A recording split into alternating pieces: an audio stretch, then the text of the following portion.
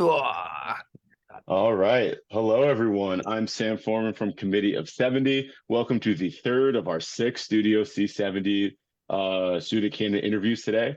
We're excited to welcome Commissioner Lisa Deeley, Democratic nominee for re-election to Philadelphia City Commissioner. I'm now going to turn it over to Nathan Salamone and the students at Universal Audenried. Hey, thank you so much for being with us today. We really appreciate your time. I've given the floor to my students to ask any question they want. We actually are wrapping up their own general election today. But I thought to start off with, and then I'm going to give the floor to all of you guys to ask questions. Could you just talk about what it is a city commissioner does and give some background in case, maybe someone missed that lesson last year or they're still kind of like wanting to know about the job title? No problem. First of all, I'd like to say good morning to everyone. Happy Monday.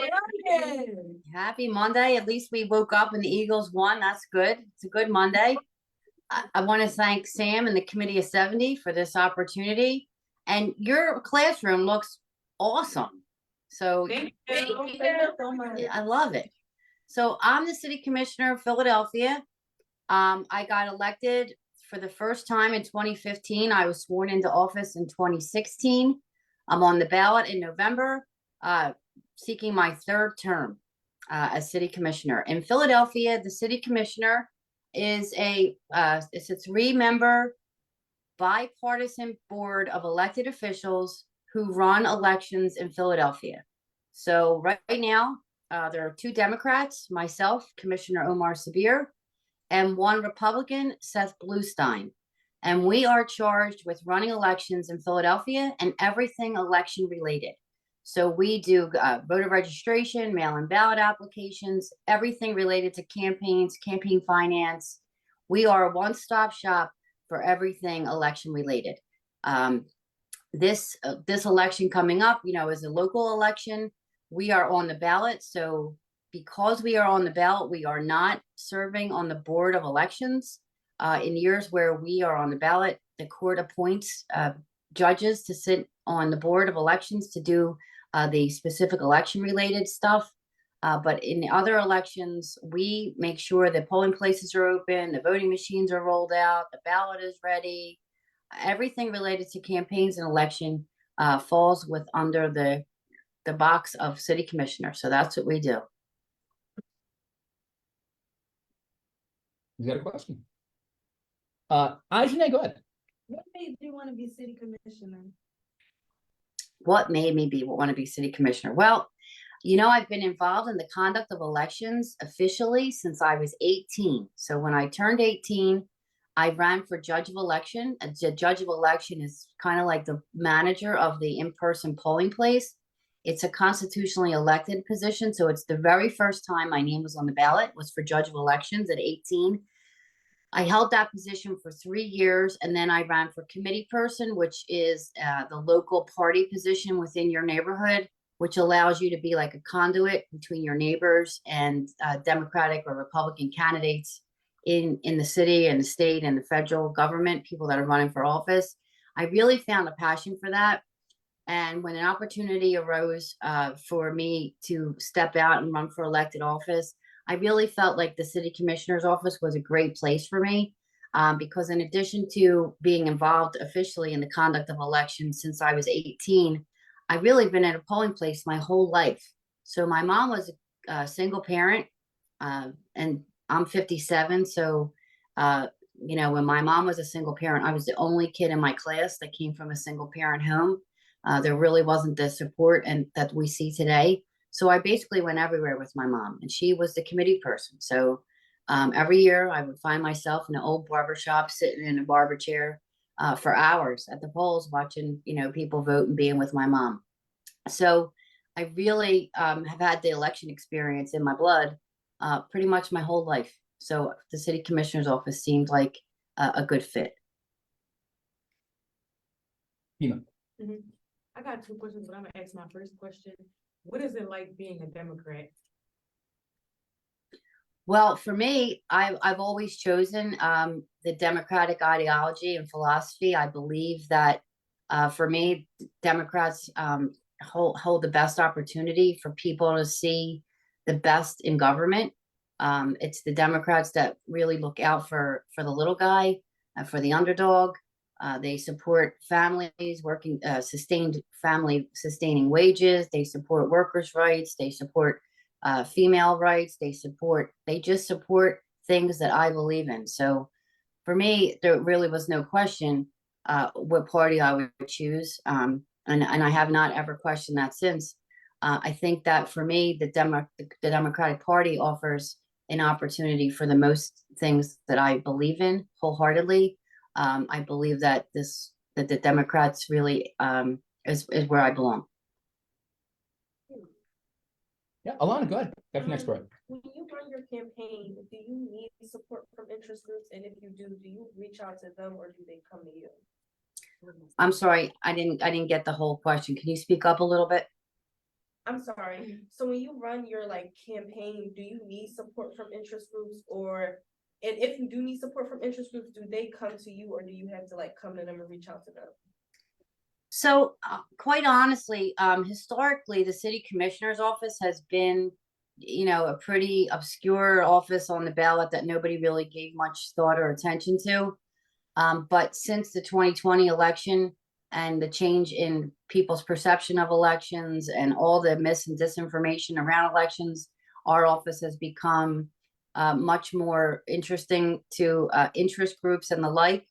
So we reach out we have, I run a campaign, I have a campaign manager, I have campaign messaging, a campaign website, social media, and I have a record now, having been the commissioner since 2016. So we do a lot of outreach, but there is a lot of outreach that comes back to us when people are interested in finding out, most especially about the 2020 election and our plans going forward.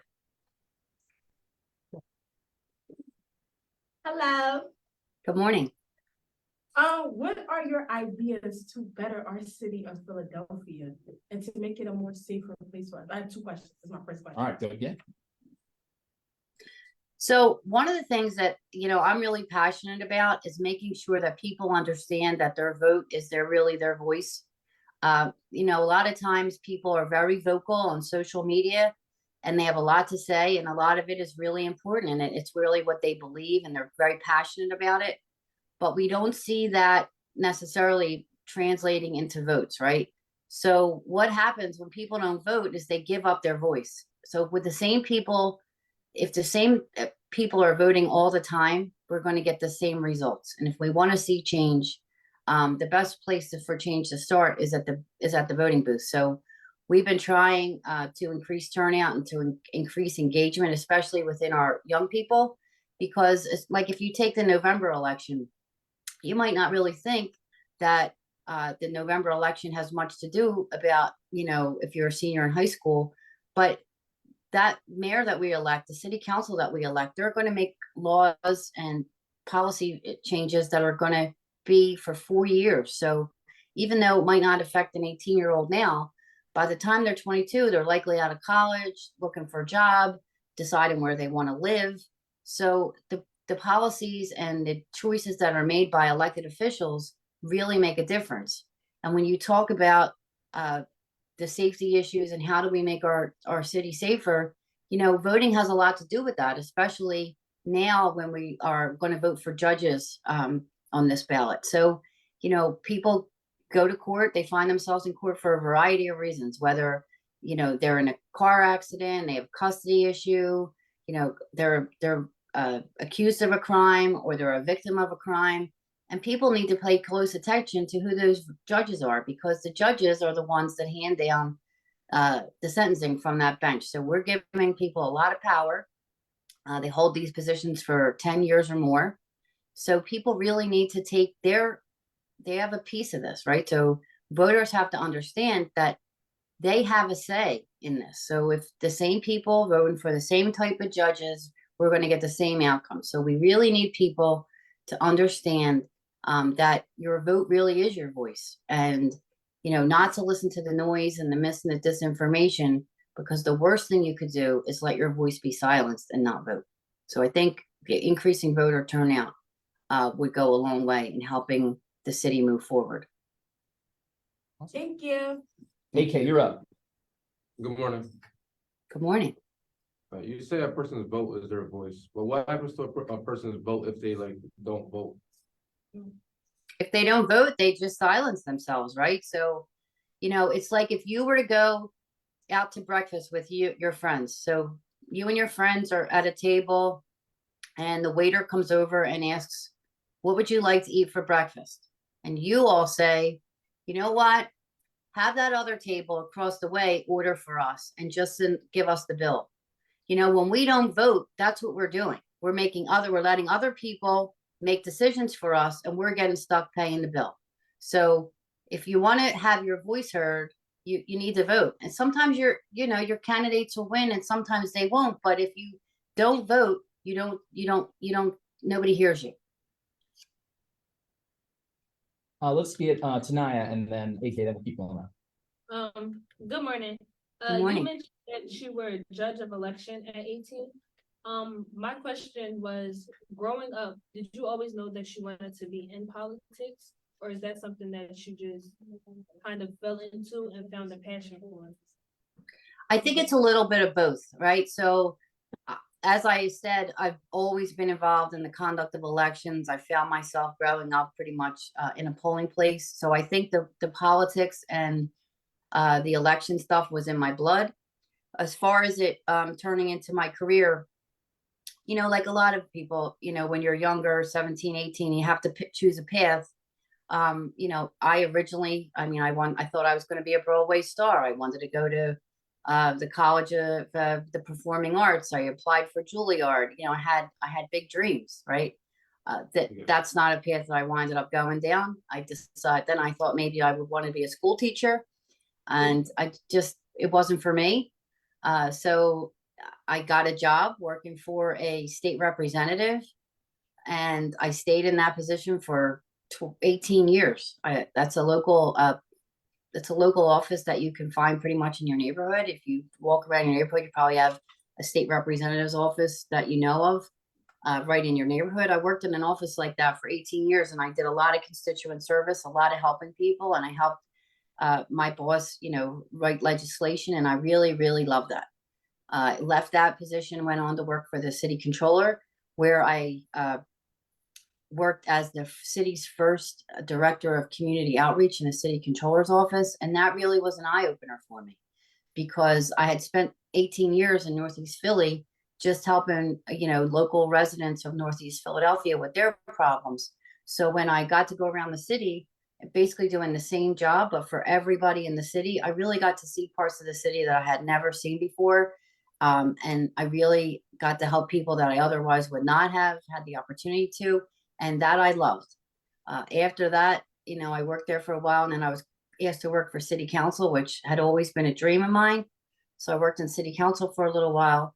Loved that too. And then I got this opportunity. I saw a chance for me to possibly aspire to elected office. It was a risk. I had to quit my job in order to run. So I quit my job, and I put my name in nomination, and I'm happy and proud to say that I was elected by the citizens of Philadelphia. And this will be my third time. Ajane, you had a question?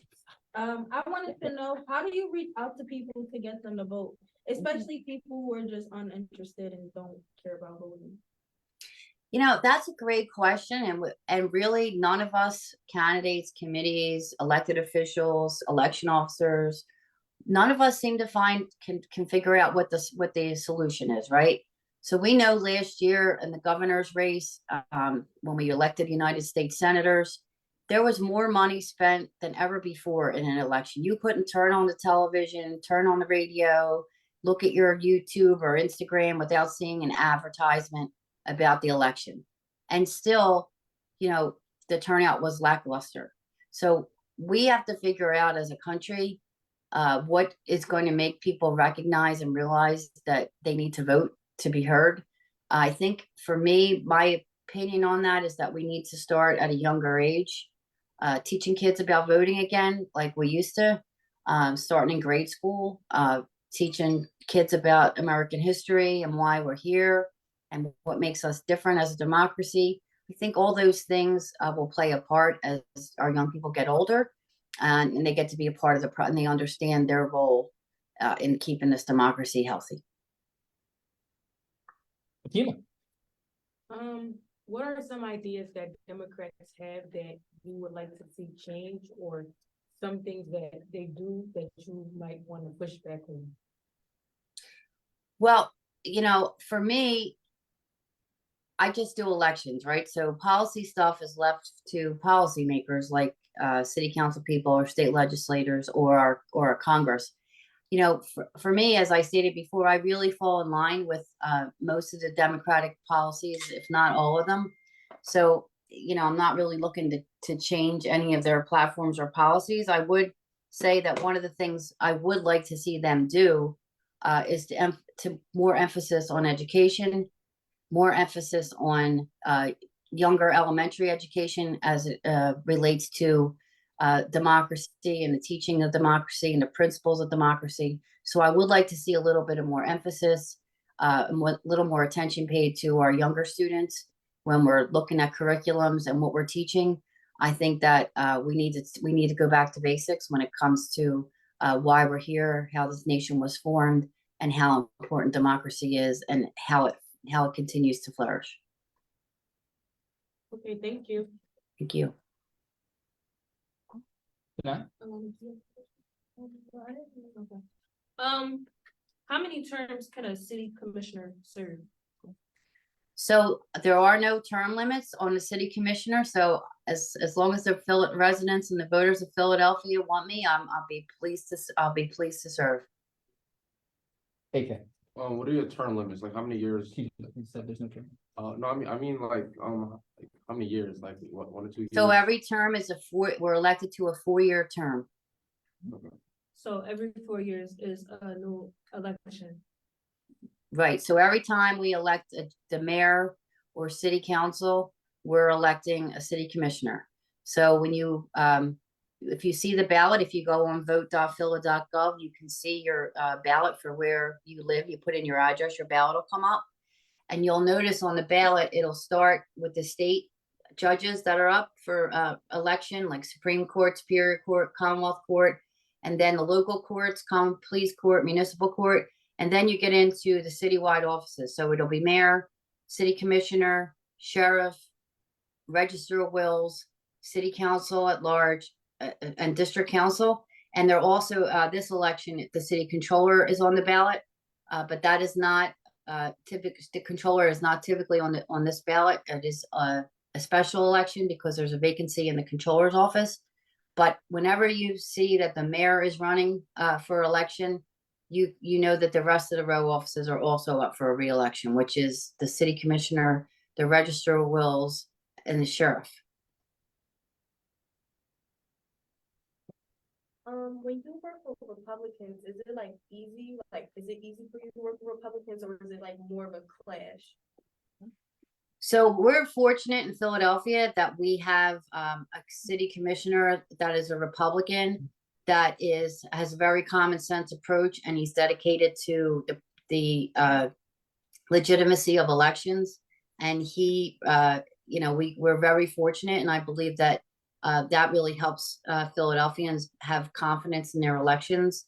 We don't have a city commissioner in the Republican Party that is a conspiracy theorist or somebody that doesn't believe that people should have as much access to voting. We're very fortunate to have Commissioner Bluestein at the time, in the present time, who really appreciates and upholds the same standards to making sure people can vote freely and fairly in Philadelphia. Good to know. How are you running your campaign, and what advice do you have to like us for running campaign? Because I know it's a couple kids in here that want to be in politics when they get older. First of all, let me just say, if anybody in that classroom is running for office right now, you should be congratulated. So congratulations, because the first thing the first thing it takes to be able to be a candidate is courage. Because it's a lot to stand up and ask people to vote for you. That takes a lot of courage. You have to believe in yourself, and you really have to believe in what it is you are selling to the people, right? So courage is the very first thing that you need. So if you have enough courage to stand up in front of people and ask them to vote for you, you are more than halfway there.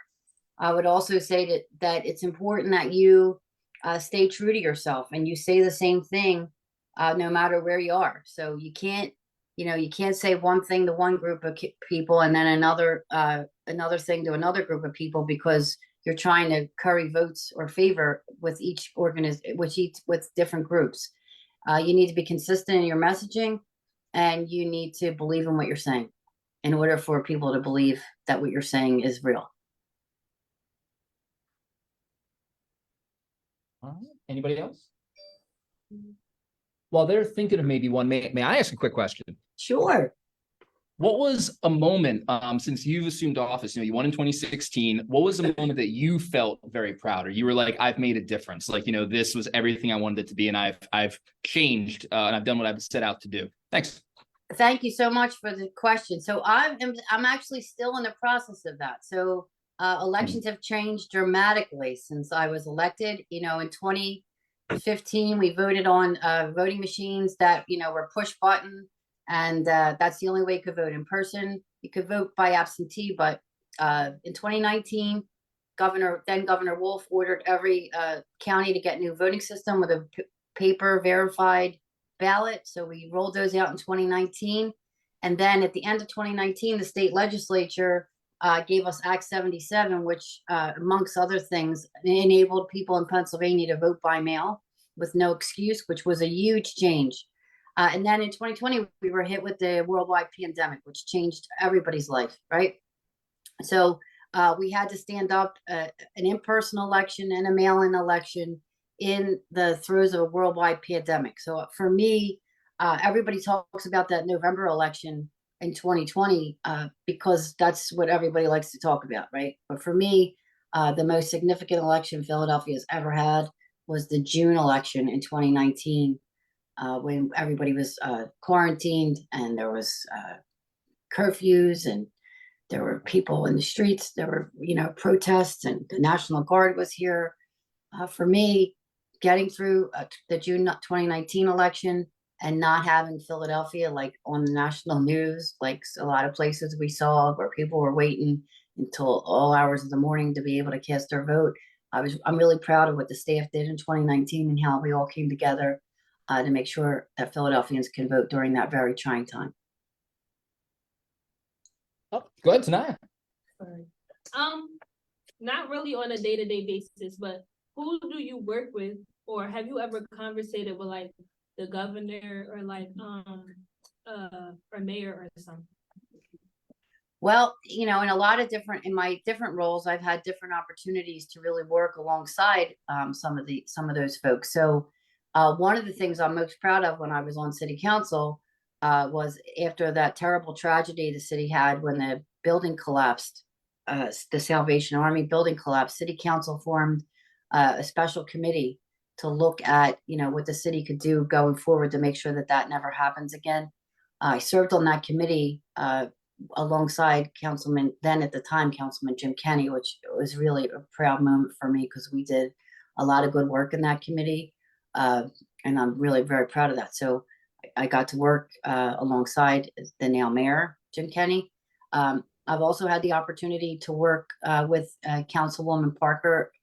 When she was a councilwoman, she had a great outreach program, and she did a lot of town halls. And I'm fortunate to say that we've been there for every town hall meeting, helping to encourage the people in her district at the time to come out to vote. So I got to work with her. I've gotten to work with even like the governor in 2020 during that trying time that I just mentioned. There were weekly calls, if not daily calls, with the governor to see how we were going to pull that election off with the crazy circumstances that surrounded it. So yeah, I've had the opportunity to work with Congress people. I've testified in Congress a few times in relation to the 2020 election and the threats and all the disinformation around that. So I've had quite an opportunity throughout my career to work with and collaborate with a lot of different people in all levels of government. And it's been quite a ride. Commissioner Deeley, are you good? Maybe we can take one more. Sure. Fatima, did you have? Hmm? Did you have one more question? No. Oh, anybody else? Last chance. Up, Ajane, you're up. Is it hard being a female in like an industry that's mostly like with Male men? dominated. Yeah, that's male dominated. It is. And if you're a young woman in that classroom and you want to run for office, by all means, please go for it. I often find myself standing in a crowd or on a stage with other elected officials, and I'll be the only female. I really think that it's important for women to get involved in politics, and in larger numbers, because we bring a different perspective, obviously, but it's good to have other perspectives in all kinds of policy making decisions. I mean, even myself and the Board of Elections, I'm really working hard to promote and to work to see females that work for me rise up through the ranks, because as you stated correctly, it's a very male dominated world, and it's a very male dominated commissioner's office at the time, because a lot of people have been there for 20-30 years, and people weren't looking out for the things that they should have been then, that we are now, with much more focus on equality, both male and female, and minority, majority. People weren't looking at things like that they should have been looking at for a long time, and now we take a closer look and we see that we really have to provide a path for people, for everybody to come up the ranks. So it's been a personal passion of mine to see that we're promoting females in my department, and we're going to continue to work towards that. All right. All right. Well, thank you again, everyone, for really a fantastic interview. Just a couple reminders before we go. Election Day in Pennsylvania is November 7th, coming up. Visit 70.org to use your ballot tools and stay informed, and tune into our upcoming sessions. Our next one is in exactly 1 hour, our 4th of 6 today. So thank you again, everyone, for watching, for participating, and have a great day.